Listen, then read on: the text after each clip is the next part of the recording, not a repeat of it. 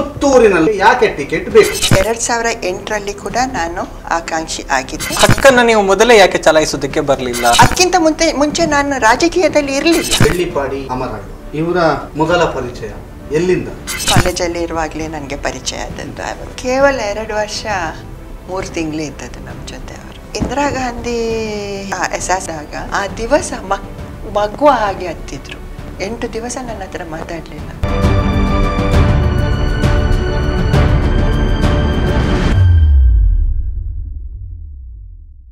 ವೀಕ್ಷಕರ ನಮಸ್ಕಾರ. ಮತಸಮರ 2023 ಇವತ್ತಿನ ಈ ಒಂದು ವಿಶೇಷವಾದ ಕಾರ್ಯಕ್ರಮಕ್ಕೆ ತಮಗೆಲ್ಲರಿಗೂ ಕೂಡ ಪ್ರೀತಿಪೂರ್ವಕವಾದ ಸ್ವಾಗತವನ್ನು ಬಯಸ್ತಾ ಇದ್ದೇನೆ. ನಾನು ಗೌತಮ್ ಶೆಟ್ಟಿ, ನನ್ನ ಜೊತೆಗಿದ್ದಾರೆ ನನ್ನ ಸಹೋದ್ಯೋಗಿ ದಾಮೋದರ್ ದೊಂಡೋಲೆ. ಒಂದಷ್ಟು ರಾಜಕೀಯ ವ್ಯಕ್ತಿಗಳ ಸಂದರ್ಶನವನ್ನು ನೋಡಿದ್ದೀವಿ. ಅವರ ಬದುಕಿನ ಆಗು ಹೋಗುಗಳನ್ನು ನಿಮ್ಮ ಮುಂದೆ ತೆರೆದಿಡುವಂತಹ ಪ್ರಯತ್ನಗಳಾಗಿದೆ. ಅದೇ ರೀತಿ ಇವತ್ತಿನ ಸಂಚಿಕೆಯಲ್ಲಿ ಕೂಡ ಪುತ್ತೂರು ವಿಧಾನಸಭಾ ಕ್ಷೇತ್ರಕ್ಕೆ ಸಂಬಂಧಪಟ್ಟ ಹಾಗೆ 2023ರಲ್ಲಿ ನಡೆಯುವಂತಹ ಚುನಾವಣೆಯಲ್ಲಿ ಕಾಂಗ್ರೆಸ್ನಿಂದ ಟಿಕೆಟ್ ಬಯಸಿರುವಂತಹ ಆಕಾಂಕ್ಷಿ ನಮ್ಮೊಂದಿಗೆ ಇದ್ದಾರೆ. ಯಾರು ಅಂತ ಹೇಳಿದ್ರೆ ಕೃಪಾ ಅಮರ್ ಆಳ್ವಾ ಅವರು. ಇವರು ರಾಜ್ಯ ಮಕ್ಕಳ ಹಕ್ಕುಗಳ ರಕ್ಷಣಾ ಆಯೋಗದ ಅಧ್ಯಕ್ಷರಾಗಿ ಕೆಲಸವನ್ನ ಮಾಡಿದಂಥವರು. ಅದೇ ರೀತಿ ಅಮರ್ ಆಳ್ವಾ ಟ್ರಸ್ಟ್ನ ಮೂಲಕ ಆ ಒಂದು ಟ್ರಸ್ಟ್ನ ಫೌಂಡರ್ ಆಗಿ ಅನೇಕ ಸಮಾಜಮುಖಿ ಚಟುವಟಿಕೆಗಳನ್ನ ಮಾಡಿದವರು.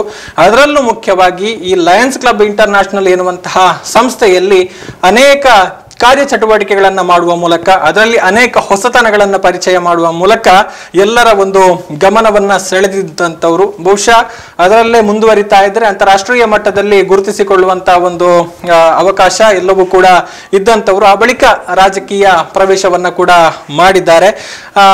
ಸೊ ಅವರ ಬಗ್ಗೆ ಒಂದಷ್ಟು ತಿಳಿಯುವಂತಹ ಒಂದು ಪ್ರಯತ್ನವನ್ನ ಇವತ್ತಿನ ಈ ಒಂದು ಸಂಚಿಕೆಯಲ್ಲಿ ಮಾಡ್ತಾ ಇದ್ದೇವೆ. ಎಸ್, ಒಂದು ಬ್ರೀಫ್ ಇಂಟ್ರೊಡಕ್ಷನ್ ಅನ್ನ ಗೌತಮ್ ಕೊಟ್ಟರು. ಈ ಕಾರ್ಯಕ್ರಮಕ್ಕೆ ಪ್ರೀತಿಯಿಂದ ಕೃಪಾ ಅಮರ್ ಆಳ್ವಾ ಅವರಿಗೆ ಸ್ವಾಗತವನ್ನು ಕೊಡ್ತೀನಿ. ಮೊದಲ ಪ್ರಶ್ನೆ, ನಮ್ಮ ಪ್ರಶ್ನೆ, ಎಲ್ಲರ ಪ್ರಶ್ನೆಯೂ ಕೂಡ ಹೌದು. ಕೃಪಾ ಅಮರ್ ಆಳ್ವಾ ಅವರು ಎಲೆಕ್ಷನ್ ಟೈಮಲ್ಲೇ ಪುತ್ತೂರಿಗೆ ಬರ್ತಾ ಇದ್ದಾರಾ, ಅಥವಾ ಪುತ್ತೂರಿನಲ್ಲಿ ಕೃಪಾ ಅಮರ್ ಆಳ್ವರಿಗೆ ಯಾಕೆ ಟಿಕೆಟ್ ಬೇಕು? ನಾನು ಟಿಕೆಟ್ ಈ ಸಲ ಮಾತ್ರ ಕೇಳಿದ್ದಲ್ಲ. ನಾನು 2008ರಲ್ಲಿ ಕೂಡ ನಾನು ಆಕಾಂಕ್ಷಿ ಆಗಿದ್ದೆ. ಆವಾಗ ನನ್ನ ಜಸ್ಟ್ ಪಾಲಿಟಿಕ್ಸ್ ಎಂಟರ್ ಆಗಿದ್ದ ಕಾರಣ ಅದು ಬೊಂಡಲ ಜಗನ್ನಾಥ್ ಶೆಟ್ಟಿಗೆ ಹೋಯಿತು. 2ನೇ ಸಲ ನಾನು ಪ್ರಬಲವಾದ ಆಕಾಂಕ್ಷಿ ಆಗಿದ್ದೆ. ಆವಾಗ ಸಕ್ಕು ಅಕ್ಕ ನನ್ನ ಕರ್ಕೊಂಡು ಬಂದರು. ಆವಾಗ ನನಗೆ ತಪ್ಪಿ ಹೋಯಿತು. ಈ ಸಲ 2018ನಲ್ಲಿ ನಾನು ಕೇಳಲಿಲ್ಲ. ಯಾಕೆಂದರೆ ಪುತ್ತೂರು ಕೇಳಲಿಲ್ಲ ಅಂದರೆ, ನಮ್ಮ ಒಂದು ಸಿಟ್ಟಿಂಗ್ MLA ಇರುವಾಗ ಅಲ್ಲಿ ಹೋಗಿ ನಾನು ಕೂಡ ಒಂದು ಆಕಾಂಕ್ಷಿ ಅಂತ ಹೇಳೋದು ನನ್ನ ಮನಸ್ಸಿಗೆ ಅದು ತಪ್ಪು ಅಂತ ಆಯಿತು. ಯಾಕೆಂದರೆ ನಾನು ಒಂದು ಕಡೆಯಲ್ಲಿ ಗೆದ್ದು ನಾನಲ್ಲಿ ನಿರಂತರ ಕೆಲಸ ಮಾಡ್ತಾ ಇರುವಾಗ ಇನ್ನೊಬ್ಬರು ಬಂದು ನನಗೆ ಟಿಕೆಟ್ ಬೇಕಂತ ಕೇಳಿದರೆ ನನಗೆ ನೋವಾಗ್ಬೋದು. ಅದನ್ನು ನಾನು ಯೋಚನೆ ಮಾಡಿ ನಾನು ಲಾಸ್ಟ್ ಟೈಮ್ 2018ನಲ್ಲಿ ಪುತ್ತೂರಿಗೆ ಕೇಳಲಿಲ್ಲ. ಈ ಸಲ ಪುನಃ ನಾನು ಕೇಳ್ತಾ ಇದ್ದೇನೆ. ನಾನು ಯಾಕೆ ಪುತ್ತೂರು ಚೂಸ್ ಮಾಡಿದ್ದೇನೆ ಅಂದರೆ, ನಾನು ಇಲ್ಲಿಯ ಮನೆ ಮಗಳು. ಯಾಕೆಂದರೆ ನನ್ನ ಗಂಡ ಇಸ್ ಬೆಳ್ಳಿಪಾಡಿ ಅಮರ್ ಅಲ್ವಾ. ಬೆಳ್ಳಿಪಾಡಿ ಪುತ್ತೂರಿನ ಕ್ಷೇತ್ರದಲ್ಲಿ ಇದ್ದ ಒಂದು ಮನೆತನ, ಊರು ಎಲ್ಲ. ಅದರ ಜೊತೆಗೆ ಸಂಕಪ್ರಾಯ ಅವರು ಕೂಡ ಇಲ್ಲಿ ನಿರಂತರವಾಗಿ ಕೆಲವೇ ಒಂದು ಡೆಕೇಡ್ಸಿಗೆ ಇಲ್ಲಿ ಅವರು ಕೆಲಸ ಮಾಡಿದವರು. ಸೊ ನಾನು ಯಾಕೆ ಇಲ್ಲಿ ಕೇಳಬಾರ್ದು? ನಾನು ಇಲ್ಲಿಯ ಮನೆ ಮಗಳು ಆಗಿರುವಾಗ ನಾನು ಯಾಕೆ ಪುತ್ತೂರು ಕೇಳಬಾರ್ದು? ನೀವು 5 ವರ್ಷಕ್ಕೊಮ್ಮೆ ಬರ್ತೀರಿ ಅಂತ ಹೇಳುವಂತ ಮಾತುಗಳು. ನಾನು ಬರಲೇ ಇಲ್ಲ. ಅದಕ್ಕೆ ಈಗ ಯಾಕೆ ನಿಮಗೆ ಅಂತ? ಯಾಕೆ ಅಂದರೆ ಇದಕ್ಕಿಂತ ಮುಂಚೆ ಯಾರು ಇಲ್ಲಿ ಯಾರು ಈಗ ಫಾರ್ ಎಕ್ಸಾಂಪಲ್ ಬೊಂಡಾಲ ಅವರಿದ್ದರು, ಅವರು ಇಲ್ಲಿ ನಿರಂತರವಾಗಿ ಓಡಾಟ ಮಾಡಿರುವಾಗ ನಾನು ಬಂದು ಇನ್ನೊಂದು ಬನ ಮಾಡೋದು ನನಗೆ ಸರಿ ಕಾಣಲ್ಲ. ನನಗೆ ಯಾಕೆಂದರೆ ನನಗೆ ಕಾಂಗ್ರೆಸ್ ಎಂದರೆ ಅದು ಒಂದು ಫ್ಯಾಮಿಲಿ. ಆ ಕುಟುಂಬವನ್ನು ಒಡೆದು ನನ್ನ ಒಂದು ಸೆಲ್ಫಿಶ್ನೆಸ್ಸಿಗೆ ನಾನು ಬಂದು ಇಲ್ಲಿ ಬರಲ್ಲ. ನನಗೆ ಮಾತ್ರ 100% ನನಗೆ ನಾನು ಯಾಕೆ ಬರ್ತಾ ಇದ್ದೇನೆ ಅಂದರೆ, ಯಾಕೆ ಇದು ಆಕಾಂಕ್ಷಿ ಆಗಿದ್ದೇನೆ, ಟಿಕೆಟ್ ಕೇಳ್ತಾ ಇದ್ದೇನೆ ಅಂದರೆ, ನಾನೊಂದು ಶ್ರಮಜೀವಿ. ನಾನು ಯಾವುದೇ ಕ್ಷೇತ್ರ ಆಗಲಿ ನಾನು ಗೆದ್ದು ಬಂದರೆ ನನಗೆ ಒಂದು ಕನಸಿದೆ. I will transform that constituency into something that imagine ಮಾಡದಷ್ಟು ಮಾಡುವ ಒಂದು ಸಾಮರ್ಥ್ಯ ನನಗೆ ಇದೆ. ಯಾಕೆಂದರೆ ನಾನು ಯಾವ ಕ್ಷೇತ್ರಕ್ಕೆ ಯಾವ ಇದಕ್ಕೆ ಕಾಲು ಇಟ್ಟರು ನಾನು ಆ ಒಂದು ಕ್ಷೇತ್ರದ್ದು ಅದರ ಒಂದು ಫೇಸನ್ನೇ ಚೇಂಜ್ ಮಾಡಿದವು. ಅದಕ್ಕೆ ಅಷ್ಟು ಒಂದು ಕಾನ್ಫಿಡೆನ್ಸಿಂದ ನಾನು ಮಾತಾಡ್ತಾ ಇದ್ದೇನೆ. ಅದಕ್ಕೆ ನಾನು ಇದನ್ನು ಹಕ್ಕಲ್ಲಿ ಕೇಳ್ತಾ ಇದ್ದೇನೆ. ಯಾವುದು? ಪುತ್ತೂರನ್ನು. ಇದು ನನ್ನ ಗಂಡನ ಊರು. ನನ್ನ ಗಂಡ ಕಲ್ತಿದ್ದಾರೆ ಇಲ್ಲಿ. ಅವರ ಇಡೀ ಕುಟುಂಬದವರು ಇಲ್ಲಿ ಇದ್ದ ಊರು. ಯಾಕೆ ನಾನು ಕೇಳ್ಬಾರ್ದು? ಅದು ಅಲ್ಲದೆ ನನಗೆ ಇದು ವೈಯಕ್ತಿಕ ಆಗುತ್ತೆ, ಆದರೆ ನಾನು ಹೇಳಬೇಕಾಗತ್ತೆ. ನನಗೆ ನನ್ನ ತಾಯಿಗೆ 3 ಅಣ್ಣಂದಿರು. ಒಬ್ರು B Subbaiah Shetty, X minister ಆಗಿದ್ದವರು. Land reforms ಇವತ್ತು ಕಾಂಗ್ರೆಸ್ ಎದೆ ತಟ್ಟು ಹೇಳ್ತದೆ ನಾವು ಲ್ಯಾಂಡ್ ರಿಫಾರ್ಮ್ಸ್ ಅಂತ. ಅದು ನನ್ನ ಮಾವ ಅದನ್ನು ಸಕ್ಸಸ್ ಮಾಡಿದವರು, ಬಿ ಸುಬ್ಬಯ್ಯಶೆಟ್ಟರು. ಸೊ ಅವರ ಹೆಂಡತಿ ಕೂಡ ಡಾಕ್ಟರ್ ದಾಸಪ್ರಾಯ್ ಅವರ ಮಗಳು. ಅವರು ಕೂಡ ಪುತ್ತೂರಿನವರು, ಸೌನೂರಿನವರು. ನನ್ನ 2ನೇ ಮಾವ ಬಿ ಶೆಟ್ಟಿ, ಅವರು ವಿಜಯ ಬ್ಯಾಂಕ್ ಚೇರ್ಮನ್ ಆಗಿದ್ರು. ಅವರ ಹೆಂಡತಿ ಕೂಡ ಅರಿಯಡ್ಕದವರು. ನನ್ನ 3ನೇ ಮಾವ ಬಿ ವಿಠಲ್ ಶೆಟ್ಟಿ, ಅವರ ಹೆಂಡತಿ ಕೂಡ ಕುಮ್ರ ಜತ್ತಪ್ರಾಯ ಅಂತ ನೀವೆಲ್ಲ ಕೇಳಿದ್ದ ಹೆಸರು. Politician, MLC ಆಗಿದ್ದವರು.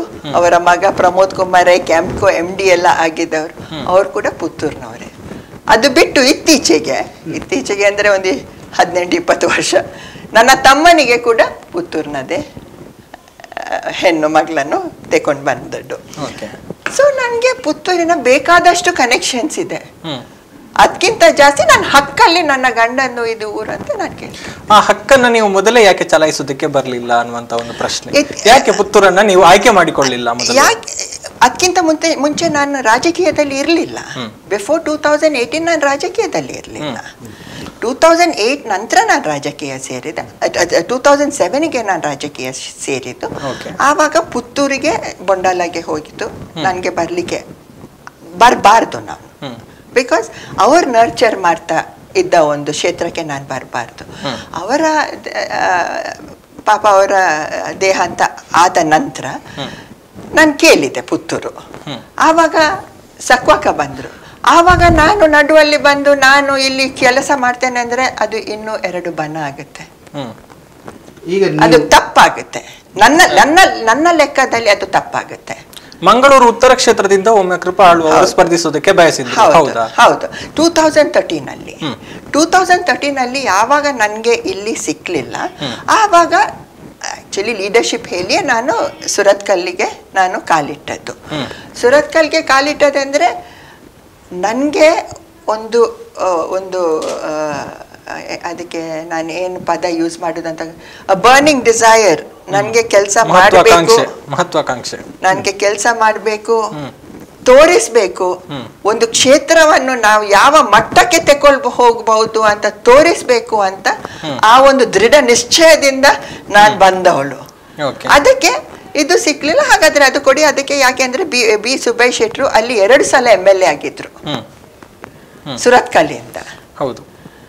ಸೊ ಅದಕ್ಕೆ ಓಕೆ, ಅವ್ರು ಮಾಡಿದ ಕೆಲಸ ಇವತ್ತು ಕೂಡ ಜನರು ನೆನಪು ಮಾಡ್ತಾರೆ. ಅವರ ನೀರಾವರಿ ಯೋಜನೆ ಆಗಿರ್ಬೋದು, ಬೇರೆ ಬೇರೆ ಯೋಜನೆ ಇವತ್ತು ಕೂಡ ಅವರ ನೆನಪು ಮಾಡ್ತಾರೆ.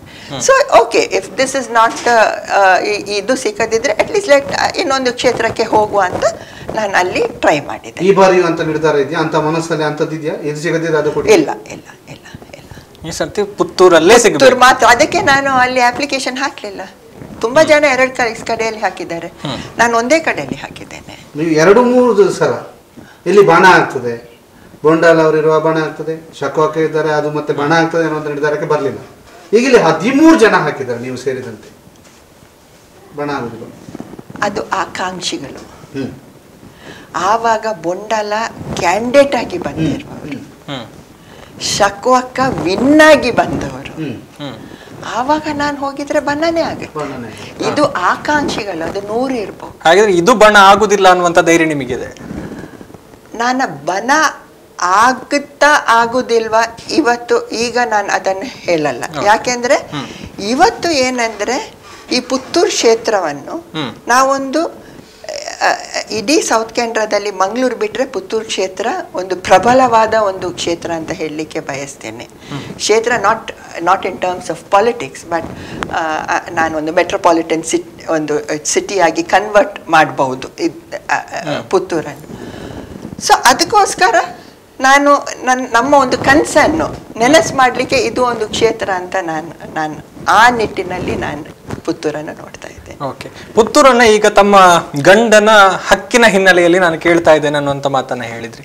ಹಾಗಿದ್ದಾಗ ಕೃಪಾ ಆಳ್ವ ಅವರು ಮೂಲತಃ ಎಲ್ಲಿನವರು ಅನ್ನುವಂಥ ಒಂದು ಪ್ರಶ್ನೆ. ಸೊ ಆ ನೆಲೆಯಲ್ಲಿ ತಮ್ಮ ಒಂದು ಬಾಲ್ಯ, ನೀವು ಹುಟ್ಟಿದ್ದಲ್ಲಿ ನಿಮ್ಮ ಬಾಲ್ಯದ ಒಂದು ದಿನಗಳನ್ನ ನೆನಪು ಮಾಡ್ಕೊಳ್ಳೋದಿದ್ರೆ? ನನ್ನ ತಂದೆ ಅಮುಂಜೆ ಗುತ್ತು ಪ್ರಸನ್ನ ನಾಯ್ಕ ಅಂತ.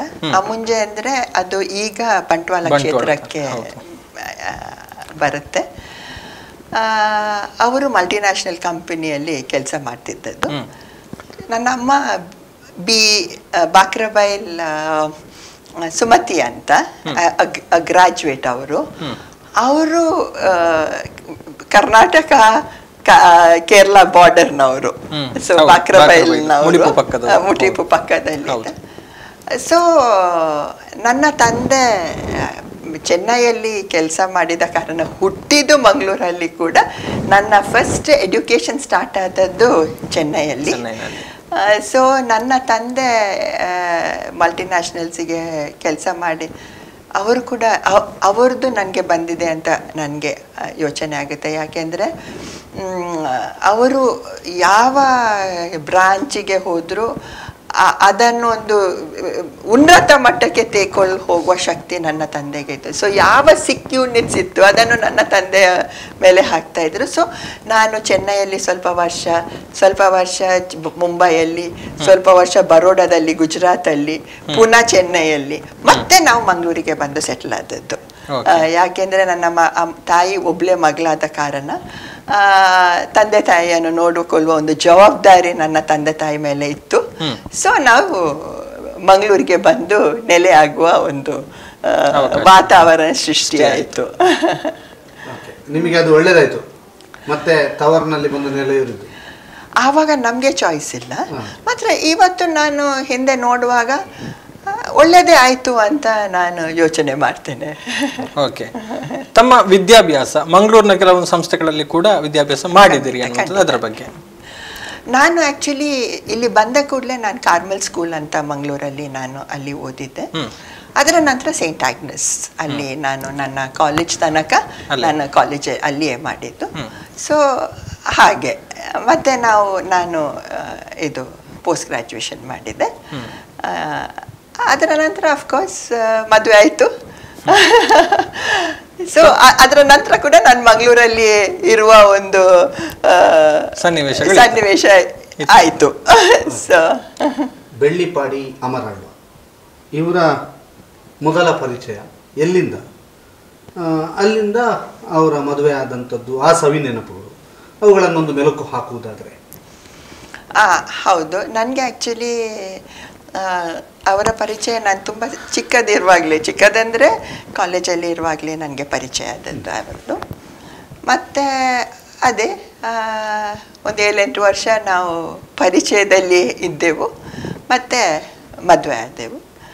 ಸೊ ಮದುವೆ ಆದ ನಂತರ ಅಫ್ಕೋರ್ಸ್ ತುಂಬ ಒಂದು ಬೇಸರದ ವಿಷಯ ಅಂದರೆ ಕೇವಲ 2 ವರ್ಷ 3 ತಿಂಗಳು ಇದ್ದದ್ದು ನಮ್ಮ ಜೊತೆ ಅವರು. ಅದು ಒಂದು ತುಂಬ ಒಂದು ದುಃಖಕರವಾದ ಆಘಾತವಾಗುವ ಒಂದು ವಿಷಯ ನಮಗೆ. ಯಾಕೆಂದರೆ ಆವಾಗ ನಾನು ಚಿಕ್ಕ ವಯಸ್ಸಿನವಳು, ತುಂಬ ಪ್ರೊಟೆಕ್ಟೆಡ್ ಫ್ಯಾಮಿಲಿಯಿಂದ ಬಂದವಳು ನಾನು. ಮಾತ್ರ ಕೆಲವರು ಕೇಳ್ಬೋದು, ಅಷ್ಟು ಪ್ರೊಟೆಕ್ಟೆಡ್ ಫ್ಯಾಮಿಲಿಯಿಂದ ಬಂದವಳಿಗೆ ಹೇಗೆ ಅಮರ್ ಅಲ್ವಾ ಸಿಕ್ಕಿದ್ರು ಅಂತ. ನಾನು ಅಮರಲ್ಲಿ ನಾನು ತುಂಬ ಒಳ್ಳೆಯ ಗುಣಗಳನ್ನು ನೋಡಿದೆ. ತುಂಬ ಅವರು ನನ್ನ ಗಂಡ ಅಂತ ನಾನು ಅವರ ಬಗ್ಗೆ ನಾನು ಮಾತಾಡ್ತಾ ಇಲ್ಲ. ನಾನು ಇವತ್ತಿನ ಒಂದು ಸನ್ನಿವೇಶ ಎಲ್ಲ ನೋಡುವಾಗ ನನಗೆ ತುಂಬಾ ಮಿಸ್ ಆಗುತ್ತೆ. ಅದರ ಜೊತೆಗೆ ಹೆಮ್ಮೆ ಆಗುತ್ತೆ. ಯಾಕೆಂದರೆ ಇಂಥ ಒಂದು ಪರ್ಸ್ನಾಲಿಟಿ ಹತ್ರ ನನಗೆ ನನ್ನ ಪರಿಚಯ ಆಯಿತು, ಮತ್ತು ಒಂದು ಜೀವನ ಸಂಗಾತಿ ಆಗಿದ್ರು ಅಂತ. ಯಾಕೆಂದರೆ ಇವತ್ತು we live in a very selfish world. It's ನನಗೆ ನನ್ನ ಮಕ್ಕಳಿದು, ನನ್ನ ಗಂಡ ಅಷ್ಟೇ ವಿನಃ ನಾವು ಅದನ್ನು ಬಿಟ್ಟು ನಾವು ಯಾವುದು ನೋಡಲ್ಲ. ಆದರೆ ಅಮರ್ ಒಂದು ತುಂಬ ಡಿಫ್ರೆಂಟ್ ಆಗಿದ್ದ ಪರ್ಸ್ನಾಲಿಟಿ. ಈಗ ನಾನು ಇದನ್ನು ಬೇರೆ ಕಡೆಯಲ್ಲಿ ಕೂಡ ಹೇಳಿದ್ದೇನೆ. ಈಗ ನಿಮ್ಮದು ಹೆಸರು ಕೇಳಿರ್ಬೋದು ಅವರು, ನೀವ್ಯಾರ ಕಷ್ಟದಲ್ಲಿ ಇದ್ದೀರಿ ಅಂದರೆ ನೀವು ಅವರ ಮನೆಗೆ ಬಂದು ಕೇಳಬೇಕಂತ ಇಲ್ಲ, ಅವರು ನಿಮ್ಮ ಬಾಗಿಲಿಗೆ ಬಂದು ಹೇಳ್ತಾರೆ, ನನಗೆ ಗೊತ್ತಾಯಿತು ಗೌತಮ್, ನಿನ್ನ ಕಷ್ಟದಲ್ಲಿದೆಯಾ, ಡೋಂಟ್ ವರಿ, ನಾನಿದ್ದೇನೆ, ನಿನ್ನ ಬೆನ್ನ ಹಿಂದೆ ನಾನಿದ್ದೇನೆ ಅಂತ ಹೇಳಿ ಹೋಗುವಂಥ ಒಂದು ವ್ಯಕ್ತಿತ್ವ ಅವ್ರದ್ದು. ಸೊ ಮೊನ್ನೆ ನಾನು ಯಾವುದೋ ಒಂದು ಇಂಟರ್ವ್ಯೂ ಅಲ್ಲಿ ನಾನು ಹೇಳಿದೆ, ಅವರು ಎಷ್ಟು ಜನರಿಗೆ ರಕ್ತ ಕೊಟ್ಟಿರ್ಬೋದು, ರಕ್ತ ಅರೇಂಜ್ ಆಗಿರ್ಬೋದು. ಅದು ಇವತ್ತಿನ ಹಾಗೆ ಅಲ್ಲ. ಇವತ್ತು ನಿಮಗೆ ಒಂದು ಚಾರ್ಟ್ ತೆಗೆದ್ರೆ ಎಲ್ಲಿ ರಕ್ತ ಸಿಕ್ಕುತ್ತೆ ಅಂತ. ಆವಾಗ ಅಂಥ ಒಂದು ನಮಗೆ ಅಂಥ ಟೆಕ್ನಾಲಜಿ ಇರಲಿಲ್ಲ ನಮಗೆ ಆವಾಗ. ಮಾತ್ರ ಅವಳು ಹೇಳಿದ್ಲು ನನ್ನ ಹತ್ರ, ಹೇಝಲ್ ಅಂತ, she is working for airport authority of India. ಅವಳು ಹೇಳಿದ್ಲು, ಮೆಸೇಜ್ ಇದೆ ನನ್ನ ಹತ್ರ, ನನ್ನ ಆಕ್ಸಿಡೆಂಟ್, ಅವಳ ಪಾಪ ಅವಳು ಶಿ ಲಾಸ್ಟ್ ಒನ್ ಲೆಗ್. ನನ್ನ ಆಕ್ಸಿಡೆಂಟ್ ಆಗಿರುವಾಗ ಕೂಡ Amar was the one who ನಾನು I am not talking for the sake of talking. ಯಾಕೆಂದರೆ ನೀವು ನನ್ನನ್ನು ಇಂಟರ್ವ್ಯೂ ಮಾಡ್ತಾ ಇದ್ದೀರಿ, ಅದಕ್ಕೆ ನಾನು ಮಾತಾಡ್ತಾ ಇಲ್ಲ. ಎಷ್ಟು ಜನರದ್ದು ಆಕ್ಸಿಡೆಂಟ್ ಆಗಿರುವಾಗ ಇವರು ಹೋಗಿ ಅವರನ್ನು ಸಹಾಯ ಮಾಡಿ, ಸಹಾಯ ಅಲ್ಲ, ಅದಕ್ಕೆ ಸಹಾಯ ಅಂತ ನಾನು ಹೇಳಲ್ಲ, ಇಟ್ಸ್ ಎ ನೆಸೆಸಿಟಿ, ಮಾನವೀಯತೆ ಅಂತ. ಇವತ್ತಿನ ಪರಿಸ್ಥಿತಿಯಲ್ಲಿ ಮಾನವೀಯತೆ ಹೋಗಿ ನಾವು ಮಾನವರಾಗಿದ್ದೇವೆ. ಆ ಮಾನವೀಯತೆ ಎಲ್ಲಿಯ ಕಳ್ಕೊಳ್ತಾ ಇದೆ. ಆ ಮಾನವೀಯತೆ ಈ ಒಂದು ಮನುಷ್ಯನಲ್ಲಿತ್ತು. ನಿಜವಾಗಿ ಅಂಥ ಒಂದು ಮನುಷ್ಯನನ್ನು ನಮ್ಮ ಜೀವನದಲ್ಲಿ ಬಂದಿದ್ದಾರೆ ಅಂತ ಹೇಳಲಿಕ್ಕೇ ನನಗೆ ತುಂಬ ಹೆಮ್ಮೆ ಆಗಿದೆ. ಆದರೆ ಸಣ್ಣ ವಯಸ್ಸಲ್ಲಿ ಅವ್ರು ಹೋಗಿಬಿಟ್ರು, ಇನ್ನೂ ತುಂಬ ಜನರಿಗೆ ಅವರಿಂದ ಸಹಾಯ ಆಗಬಹುದಿತ್ತು. ಅದು ಅಲ್ಲದೆ ಇಡೀ ಪೊಲಿಟಿಕಲ್ ಸಿನಾರಿಯೋ ಚೇಂಜ್ ಆಗಿರ್ಬೋದಿತ್ತು ಅವರಿರುವಾಗ, ಅವರಿರ್ತಿದ್ರೆ. ಇವತ್ತು ಅವರಿರ್ತಿದ್ರೆ politically things would have change. ಅವರು ಕಾಂಗ್ರೆಸ್ ಪಾರ್ಟಿನ ಒಂದು ಸದಸ್ಯ ಅಲ್ಲ, ಮಾತ್ರ ಕಾಂಗ್ರೆಸ್ ಪಾರ್ಟಿಯನ್ನು ಇಲ್ಲಿ ಇಟ್ಟು ಪೂಜೆ ಮಾಡಿದವರು ಅವರು. ನಾನು ಯಾಕೆ ಇದು ಹೇಳ್ತಾ ಇದ್ದೇನೆ ಅಂದರೆ, ನಾನು ಮದುವೆಯಾಗಿ ಹೋಗುವಾಗ ಒಂದು ಇಂದಿರಾ ಗಾಂಧಿ ಅವ್ರದ್ದು ಫೋಟೋ ಇತ್ತು ನಮ್ಮ ರೂಮಲ್ಲಿ. ಎದ್ದು ನೋಡುವುದೇ ಅವರ ಫೋಟೋ. ನಾನು ಸ್ವಲ್ಪ ದೇವರ ಭಕ್ತಲು. ಸೊ ನಾನೇನು ಮಾಡಿದೆ, ಇಂದಿರಾ ಗಾಂಧಿಯ ಫೋಟೋವನ್ನೇ ಬದಿಗೆ ಇಟ್ಟು ನಾನು ಮಹಾಗಣಪತಿಯ ಫೋಟೋ ಇಟ್ಟೆ. ಅವರಿಗೆ ಮಹಾಗಣಪತಿ ಫೋಟೋ ಇಟ್ಟದ್ದು ಬೇಸರ ಇಲ್ಲ, ಆದರೆ ಇಂದಿರಾ ಗಾಂಧಿ ಫೋಟೋ ಯಾಕೆ ನೀನು ತೆಗ್ದಿದ್ಯಾ ಅಂತ ಬೇಜಾರಾಯಿತು. ಅದು ಅಲ್ಲದೆ ಇಂದಿರಾ ಗಾಂಧಿ ಅಸಾಸಿನೇಷನ್ ಆಗಿದ್ದಾಗ ನಾನು ಒಂದು ಸಲ ಕೂಡ ಅಮರ್ ಹತ್ತಿದ್ದು ನೋಡಲಿಲ್ಲ. ಆ ದಿವಸ ಮಗುವ ಹಾಗೆ ಹತ್ತಿದ್ರು ಅವರು. ಮತ್ತು ನನಗೆ ನಾನು ನಗಾಡೋದು ನನಗೆ ಅದು ನನ್ನ ವೀಕ್ನೆಸ್ ನನ್ನ ಸ್ಟ್ರೆಂತ್ ಅಂತ ಗೊತ್ತಾಗಲ್ಲ. ತುಂಬ ಕೋಪ ಬಂತು ಅವರಿಗೆ, ಯಾಕೆ ನಗಾಡಿದ್ಯಾ ಅಂತ. 8 ದಿವಸ ನನ್ನ ಹತ್ರ ಮಾತಾಡಲಿಲ್ಲ ಅವರು. ಅಂಥ ಒಂದು ಭಕ್ತಿ ಇತ್ತು ಪಾರ್ಟಿ ಬಗ್ಗೆ. ಪಾರ್ಟಿಗೆ ಗೊತ್ತಿರಲಿಕ್ಕೆ ಇಲ್ಲ ಇಂಥ ಒಂದು ಅಭಿಮಾನಿ ಕಾಂಗ್ರೆಸ್ ಪಾರ್ಟಿ ಅವರಿದ್ದಾರೆ ಅಂತ. ಆದರೆ ಅದನ್ನು ಹೇಳಬೇಕಾ ಬೇಡವಾ ಅಂತ ನನಗೆ ಗೊತ್ತಿಲ್ಲ. ಆದರೆ 85 ಆವಾಗ ನನಗೆ ಅಮರಿದು ಪರಿಚಯ ಇತ್ತು. ಬಟ್ ಪೊಲಿಟಿಕಲಿ ನಾನು ಅಷ್ಟು ಅದರ ಬಗ್ಗೆ ಮಾತಾಡಲಿಕ್ಕೆ ಇರಲಿಲ್ಲ. ರಮನಾಥ್ ರಾಯ್ ಅವರ ಫಸ್ಟ್ ಇಲೆಕ್ಷನ್ ಅದು. ಅವರು 85 ನಿಂತದ್ದು ಕಾಣುತ್ತೆ ಆ ಒಂದು ಪೀರಿಯಡಲ್ಲಿ. ಅವರ ಅಣ್ಣ ರಾಜಣ್ಣ ಮತ್ತು ಅವರಿಗೆ ಬೇಕಾದಷ್ಟು ಅಷ್ಟು ಅಲ್ಲಿ ಕೆಲಸ ಮಾಡಿ ವಿನ್ನು ಅವರ ಹಣೆಯಲ್ಲಿ ಬರ್ತಿದೆ. ಆದರೆ ಇವರು ಕೂಡ ಅದಕ್ಕೆ ಒತ್ತು ಕೊಟ್ಟಿದ್ದಾರೆ, ಕೆಲಸ ಮಾಡಿ ಬೇಕಾದಷ್ಟು. ವಿಜಯ್ ಕುಮಾರ್ ಶೆಟ್ಟಿ ಅವರು ಅವರ ಫಸ್ಟ್ ಇಲೆಕ್ಷನ್ ಆಗುವಾಗ ಸುರತ್ಕಲ್ಲಲ್ಲಿ ಅದನ್ನು ನಾನು 100% ಅಮರಿಗೆ ಆ ಒಂದು ವಿನ್ನನ್ನು ಸಲ್ಲಿಸಲಿಕ್ಕೆ ನಾನು ಬಯಸ್ತೇನೆ. ಅಲ್ಲಿ ಆವಾಗ ನನ್ನ ಮಾವ ಸುಬ್ಬಯ್ಯ ಶೆಟ್ಟಿ, ಅಮರ್ನ ಮಾವ ಮದನ್ ಮೋಹನ್ ನಾಯ್ಕ್ ಜನತಾ ಪಾರ್ಟಿ ಆವಾಗ, ಕಾಂಗ್ರೆಸ್ಸಿಂದ ವಿಜಯ್ ಕುಮಾರ್ ಶೆಟ್ಟಿ ಅವರು.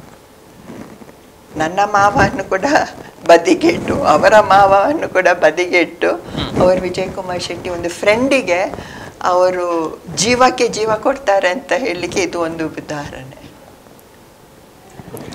ಅವರಿಗೆ ರಾಜಕೀಯ ಪ್ರವೇಶ ಮಾಡಬೇಕು ಅನ್ನುವಂತ ಇಚ್ಛೆ ಏನಾದ್ರೂ ಇತ್ತ? ಆವಾಗ ನನಗೆ ಏನಿರಲಿಲ್ಲ, ನಿಸ್ವಾರ್ಥದಿಂದ ಮಾಡಿದ, ನಾನು ಮಾಡಿದರೆ ನನಗೆ ಏನಾದರೂ, ಅವರು ಯಾವಾಗಲೂ ಅದು ಮಾಡಲಿಲ್ಲ.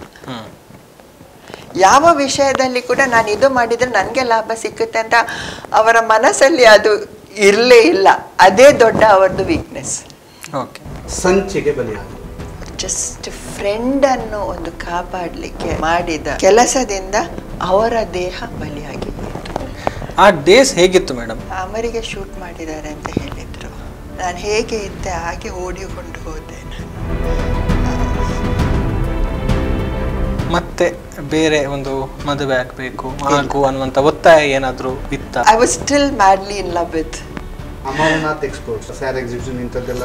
ಮತ್ತೆ ನಾವು ಒಂದು ಇವೆಂಟ್ ಮ್ಯಾನೇಜ್ಮೆಂಟ್ ಕಂಪನಿ ಸ್ಟಾರ್ಟ್ ಮಾಡಿದ್ದೆವು. First event management company of south Canara ನಮ್ಮದು.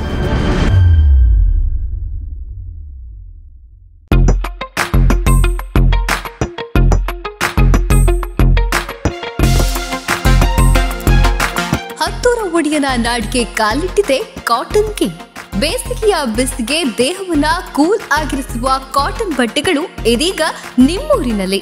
ದೇಶಾದ್ಯಂತ 230 ಶೋರೂಮ್ಗಳನ್ನ ಹೊಂದಿರುವ ಪುರುಷರ ರೆಡಿಮೇಡ್ ಉಡುಪುಗಳ ಸುಪ್ರಸಿದ್ಧ ಸಂಸ್ಥೆ. ಉತ್ತಮವಾದ ಆಂಟಿಸ್ಟೈನ್ ಹಾಗೂ ಬ್ರೀತ್ ಫ್ರೀ ಬಟ್ಟೆಗಳ ಅಪೂರ್ವ ಸಂಗ್ರಹ. Ground floor, GL complex, main road, Puttur. Contact 08251 470 541.